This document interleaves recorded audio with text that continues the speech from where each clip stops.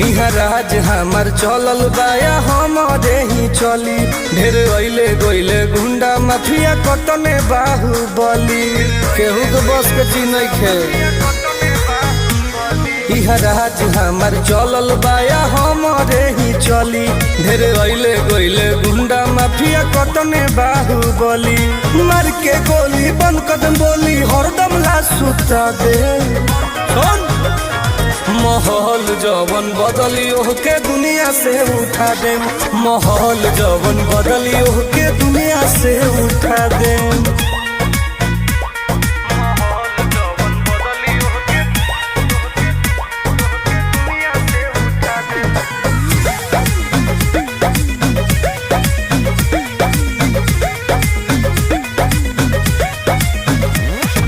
police प्रशासन सरकार बा